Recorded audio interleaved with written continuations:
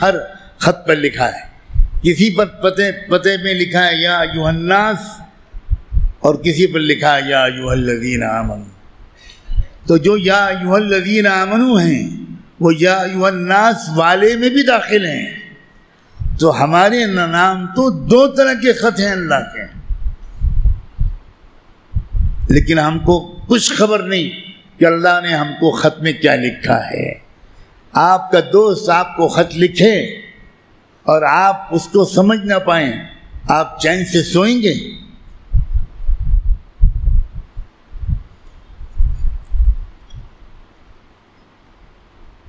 کسی کمپنی کا اشتہار آپ نے دیکھا، آپ نے اس کو اپنی درخواست بھیجی، وہاں سے جواب آیا، جواب ایسی زبان میں ہے جو آپ نہیں جانتے، آپ اس دن کھانا کھائیں گے اس خط کا مضمون سمجھنے سے پہلے؟ اب دوڑیں گے، بھاگیں گے، پتہ لگائیں گے کہ یہ فرانسیسی زبان میں خط ہے، تو میرے شہر میں فرینچ زبان کون جانتا ہے؟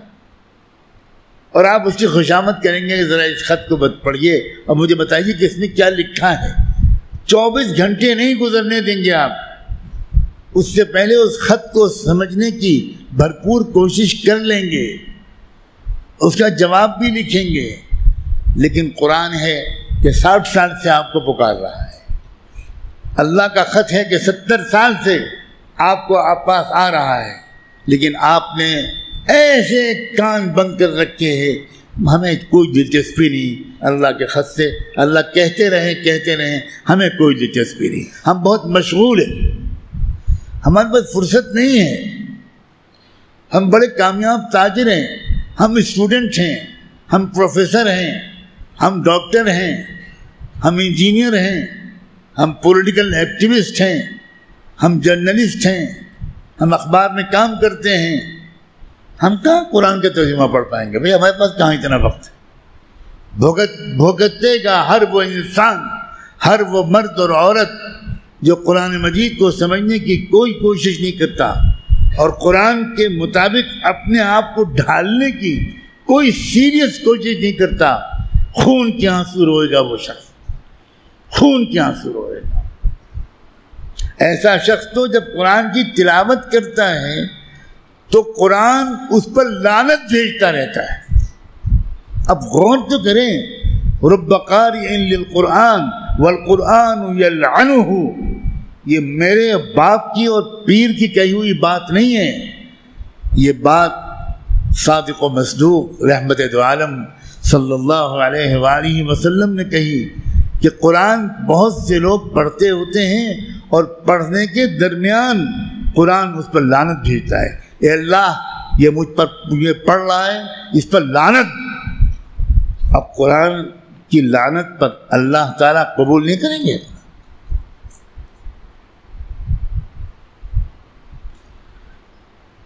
جو توہین قرآن کی ہم نے کی ہے، جو بے عزتی قرآن کی ہم نے کی ہے، اس کے حساب سے ابھی مسلمانوں کی اتنی پٹائی نہیں ہوئی جتنی ہونی چاہیے۔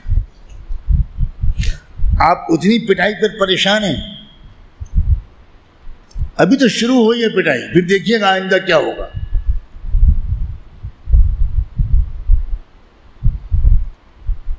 اللہ تعالیٰ کمزور ہے، اس لیے فلاں پارٹی کے ظلم سے ہم کو نہیں بچا پا رہا، فلاں غنڈوں کی غنڈہ گردی سے ہماری مسجدوں کی اللہ حفاظت نہیں کر پا رہا، اللہ کمزور ہو گیا ہے۔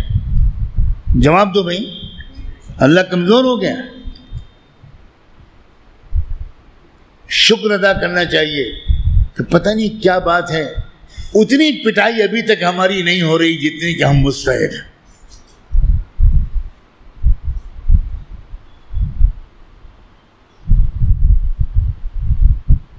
آج میں اتنی مختصر ہی بات ہی کرنے کے ارادے سے حاضر ہوا، بلکہ اتنا بھی مجھے ارادہ نہیں تھا آج بات کرنے کا، لیکن صرف یہ ظاہر کیا ہے کہ کیا کہنے کا ارادہ ہے۔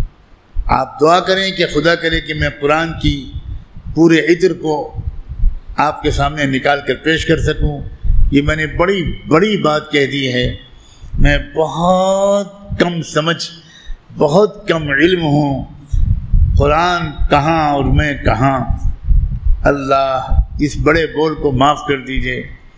لیکن اکابر اہل علم نے آپ کے کلام کو جس طرح سمجھایا ہے، ان سے فائدہ اٹھاتے ہوئے، ان کا احسان مانتے ہوئے، ان کی رہنمائی میں کچھ عرض کرنے کی اگلی 9 راتوں میں کوشش کروں گا کہ کیا ہے قرآن۔ یہ جو کہا تبیان لکل شیء،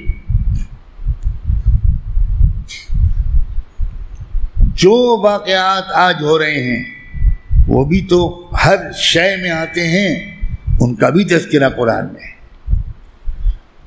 ہم جب پریشان ہوتے ہیں تو ہم کیوں نہیں پوچھتے قرآن سے اور قرآن والوں سے کہ ان حالات کی وجہ کیا ہے؟ یہ تو قرآن سے پوچھنے کی چیز ہے۔ بہتر حالات تک پہنچنے کا راستہ کیا ہے؟ قرآن کی روشنی میں، قرآن میں ہدایت اور رہنمائی ہے، ہدن۔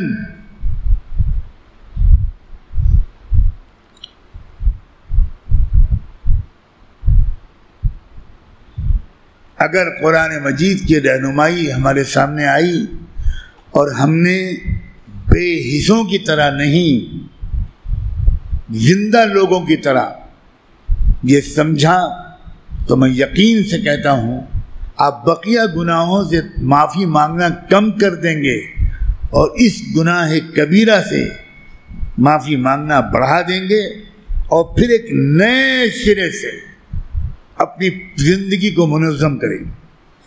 تنہائیوں میں اپنے تھپڑ ماریں گے، آپ تماچے ماریں گے اپنے آپ کہ کیسی نماز پڑھتا ہے ذلیل، ایسی غفلت والی نماز سکھائی ہے قرآن نے۔ غفلت والی نماز پڑھنے والوں کو تو قرآن میں کہا گیا کہ یہ بدترین درجے کی جہنم میں ڈالے جائیں۔ فویل للمصلین، تباہی و بربادی ہو نماز پڑھنے والوں کے لیے۔ اللہ اکبر، نماز پڑھنے والوں کے لیے، جی نماز پڑھنے والوں کے لیے۔ الذین هم عن صلاتهم ساہون، جو نماز کی طرف سے مکمل طور پر غافل ہیں، پڑھتے ہیں نماز۔ غفلت کا وہ درجہ یہاں پر نہیں بیان ہو رہا جس غفلت میں مبتلا انسان نماز پڑھتا ہی نہیں، یہ ان کا تذکرہ نہیں ہے، اس غفلت کا تذکرہ ہے جس غفلت والا نماز تو پڑھتا ہے لیکن نماز کو بہتر بنانے کی کوئی کوشش نہیں کرتا۔ تباہی ہے، بغیر کسی عذر کے جماعت سے نماز نہ پڑھنا اتنا بڑا جرم ہے کہ اللہ کے رسول جو رحمت للعالمین تھے، جو سراپا رحمت، شفقت اور پیار تھے، وہ یہ فرماتے تھے کہ میرا دل چاہتا ہے کہ میری مسجد میں نماز جماعت شروع ہو اور میں ہٹ جاؤں اور میں جاؤں ان لوگوں کے گھروں میں جن کے گھروں میں لوگ بیٹھے ہوئے ہیں اور وہ جماعت سے نماز پڑھنے کے لیے مسجد میں نہیں آئے، میں ان کو ان کے پورے گھروں میں آگ لگا دوں۔ کیا ہمارے گھروں میں جو آگ لگائی جا رہی ہے، کیا آج ہمارے گھر جو بلڈوز کیے جا رہے ہیں، کہیں رسول اللہ کا غصہ تو نہیں؟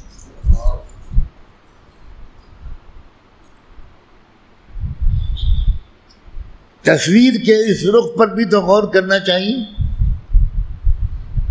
جہاں آپ سے بات کریں گے ہم، وہاں یہ باتیں کریں گے، اور جہاں ان بلڈوزر چلانے والوں سے بات کریں گے، آگ لگانے والوں سے بات کریں گے، وہاں وہ بات کریں گے جو وہاں بات کرنی چاہیے۔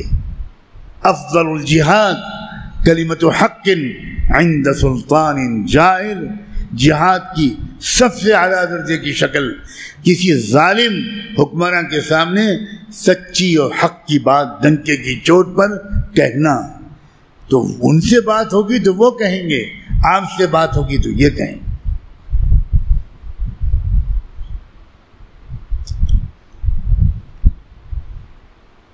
دوستو بہت غفلت ہو گئی، بہت ہو گیا، بہت ہو گیا، بہت ہو گیا. اب پانی سر سے اونچا ہو چکا. قرآن سے رشتے کو جوڑو. بہت کم لوگوں نے کہا انشاءاللہ. میں رمضان میں اللہ سے کہہ رہا ہوں، اللہ آپ سن لیجیے، جو انشاءاللہ کہہ رہا ہے نام اللہ آپ لکھوا دیجیے، اور ان میں سے جو وعدہ خلافی کرے پھر آپ اس کو وہ سزا دیجیے گا جو آپ کا حق ہے. چھوڑیے گا نہیں اللہ.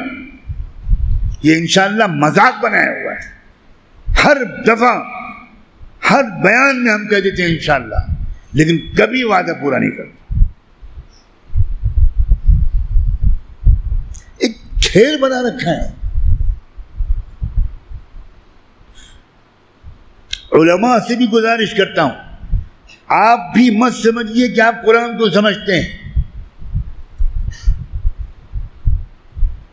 قرآن کے سمجھنے کے درجات اتنے ہیں کہ اگر کوئی 1,00,000 سال تک ساری دنیا کے سب سے بڑے مفسروں سے قرآن کو سمجھنے کی کوشش کرتا رہے تو اس 1,00,000 سال میں بھی اس کو حسرت رہے گی کہ ابھی میں بہت کم سمجھ سکا.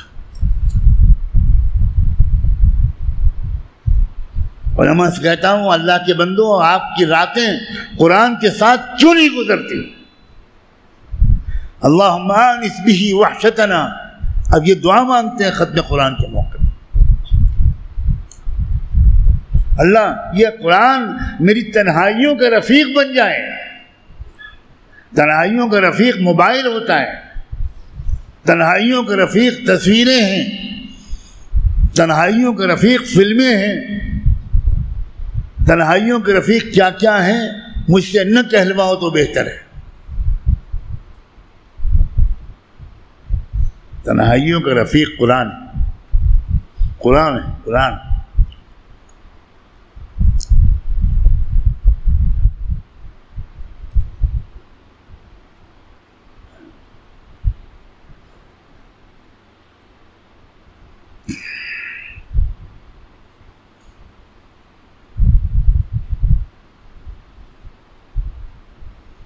رمضان مبارک کے اندر ہی یہ کوشش شروع ہو جانی چاہیے، کل سے، صبح سے، کہ بھائی ایک آیت کا مطلب سمجھ میں آ جائے.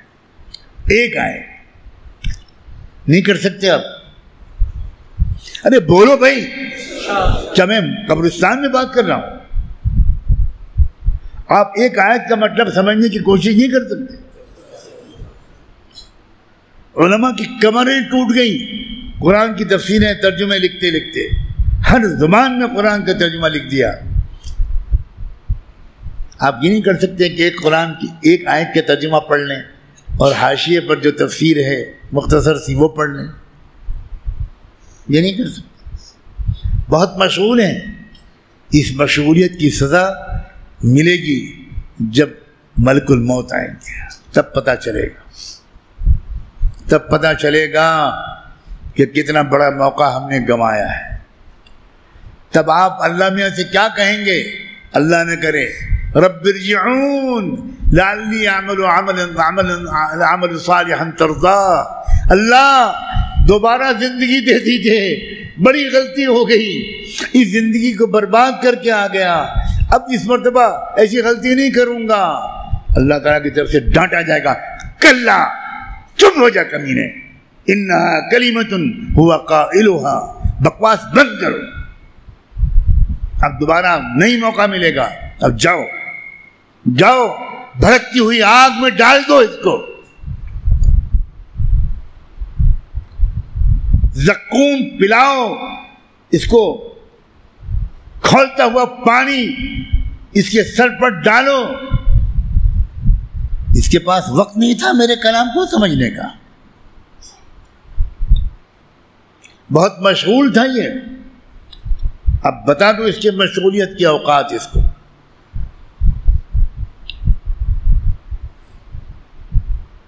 چلائے گا این المفر، کہاں بھاگوں؟ جواب ملے گا کھلا لا وزر الی ربک یومئذ، کہیں بھاگنے کی گنجائش نہیں. کہیں نہیں بھاگ سکتا میں. بہت سمجھانے والوں نے تجھے سمجھایا لیکن تو ٹالتا رہا. کل کر لوں گا، پرسوں کر لوں گا، 1 مہینے کے بعد کر لوں گا، بیٹی کی شادی ہو جائے تب کر لوں گا، حج کر لوں تب کر لوں گا، یہاں تک کہ ملک الموت آ گیا. الذین تتوفاہم الملائکۃ ظالمی انفسہم. اس حالت میں فرشتے تمہاری روح قبض کریں گے کہ تم اپنے آپ کو برباد کر چکے ہو. اللہ اس رمضان میں اس سے بڑے گناہ سے آج ہم سب معافی مانگتے. اب قرآن کو سمجھیں گے. یہ بے وفائی جو قرآن کے ساتھ کی ہے ہم نے، اللہ اس سے بڑا کوئی گناہ نہیں ہو سکتا.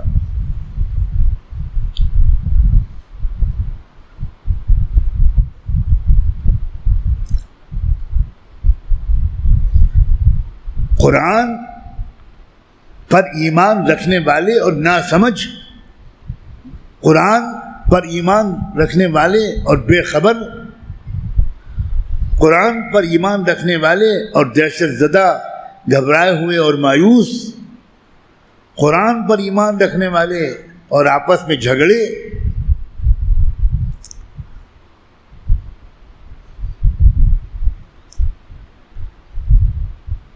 یاد رکھنا، اس لیے شاید یہ موضوع اللہ نے میرے دل میں ڈالا، حقیقت تو اللہ ہی بہتر جانے، کہ بالکل چھٹائی شروع ہو چکی ہے تیزی کے ساتھ. یہ وہ دور ہے کہ صبح کو انسان ایمان والا ہوگا اور شام ہوتے ہوتے مرتد ہو جائے. یہ وہ دور ہے، شروع ہو چکا، ہوگا نہیں، شروع ہو چکا. آج باری کب کس کی آئے گی بس اتنا بات ہے. شام کو ایمان والا ہوگا اور صبح کو مرتد ہو جائے. قرآن سے چمٹ جاؤ، قرآن والا بن جاؤ. حدیث میں آتا ہے کہ قرآن اپنے والوں کے لیے شفاعت کرے گا. اپنے والے، قرآن والا. قرآن والے کون ہیں؟ جو سال میں رمضان میں قرآن پڑھ لیں انہیں قرآن والا کہیں گے. جو ابا کے انتقال کے بعد 3 دن تک قرآن پڑھ لے وہ قرآن والے. صابن والا کس کو کہیں گے؟ جو نہاتے وقت صابن لگا لے وہ صابن والا ہے. صابن والا تو وہ ہے جس کی روزی روٹی صابن سے وابستہ ہے. بیچ رہا ہے، خرید رہا ہے، مال آ رہا ہے، مال جا رہا ہے، صابن صابن صابن، ہر طرف صابن. اس کے گھر کے قریب سے صابن کی خوشبو آتی ہے، اس کے دکان کے سامنے سے گزرنے والے کو صابن کی مہک آتی ہے. یہ ہے صابن والا. چائے والا کس کو کہیں گے؟ جو صبح شام 2 وقت چائے پی لے.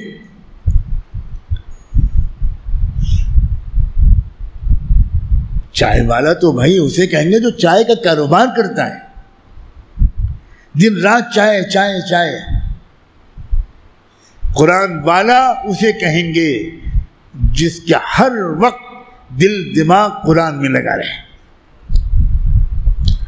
وہ علماء جو قرآن والے ہیں وہی جانتے ہیں کہ وہ خاموش رہتے ہیں تو قرآن ہی کے بارے میں سوچتے رہتے ہیں، اور بولتے ہیں تو قرآن ہی کے بارے میں بولتے ہیں.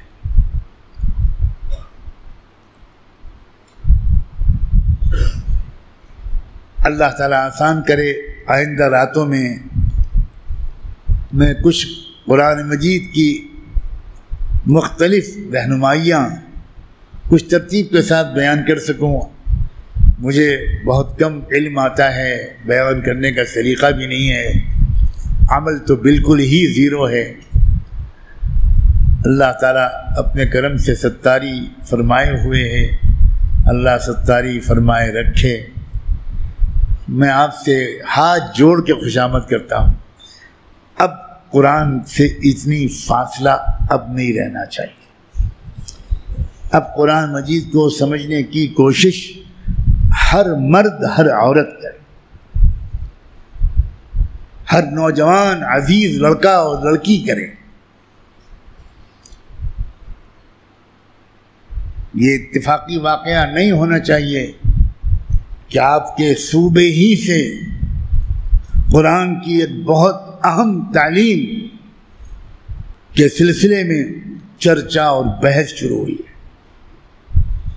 اللہ ان بچیوں کو اجر عظیم عطا فرمایا اور اس بہانے اس کو ایک مثبت رخ دیجیے. ہر لڑکی ہر لڑکا قرآن سے واقف ہو کہ قرآن میں کیا موٹی موٹی باتیں آئی ہیں. ایسی کتابیں ہمارے بزرگوں نے لکھی ہیں کہ اگر آدمی ان کتابوں ہی کو غور سے پڑھ لے تو اس مختصراً اس کو معلوم ہو جائے گا ان شارٹ کہ قرآن کیا کہتا ہے. توحید کے بارے میں قرآن کیا کہتا ہے, رسالت کے بارے میں قرآن کیا کہتا ہے, آخرت کے بارے میں قرآن کیا کہتا ہے, تقدیر کے بارے میں قرآن کیا کہتا ہے, فرشتوں کے بارے میں, جنت دوزخ کے بارے میں قرآن کیا کہتا ہے,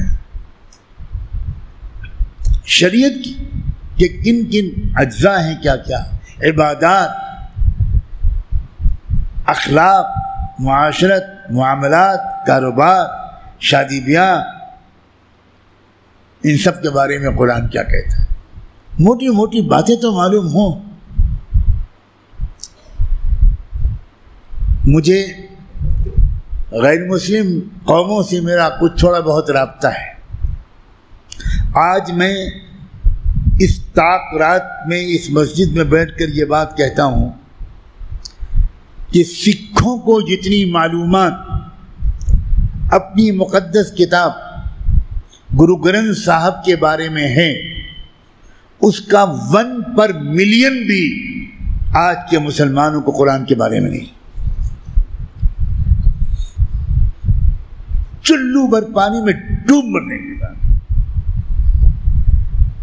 میں سکھوں سے, ان کے پروفیسر, ان کے ڈاکٹرز, ان کے انجینئر, ان کا دیہاتی کسان ان پڑھ, ان کی عورتیں, بات ہو کرتا ہوں میں تو ہر 2-3 جملے کے بعد گرو گرنتھ صاحب کا کہ کچھ وانی وہ پڑھتی ہیں یا پڑھتے ہیں, ان کو زبانی یاد ہے, عشق ہے. کیا آخری نبی کے امتی اس قدر سست اور کاہل اور بے وفا ہو گئے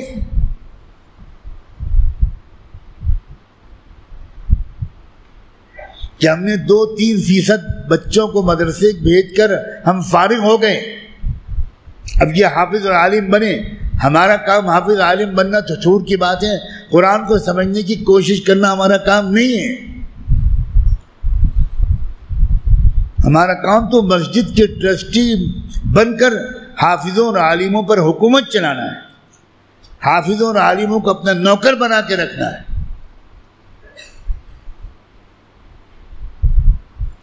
اب اشاروں کنایوں میں امت نہیں سمجھ رہی. 40 سال تو مجھے ہو گئے, اب پتہ نہیں کتنا وقت باقی ہے. اب اشاروں کنایوں میں نہیں, اب میں صاف اور سخت لب و لہجے میں بات کروں گا. مجھے نہیں معلوم کب تک مجھے موقع نصیب ہے, اور یہ بھی مجھے نہیں معلوم کہ ہوش میں آئے گی یا امت کی نہیں آئے گی.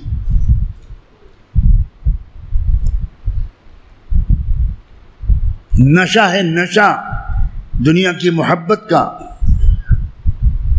پاگل ہو گئے ہیں لوگ مال کی محبت میں, شہوتوں کی محبت میں, غیر سنجیدہ کاموں میں. دل کے اندر موت آ گئی ہے.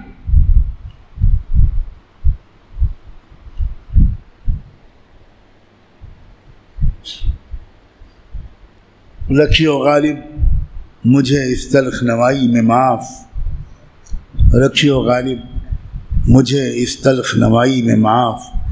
آج کچھ درد میرے دل میں سوا ہوتا ہے. دعا کے لیے ہاتھ اٹھائیں.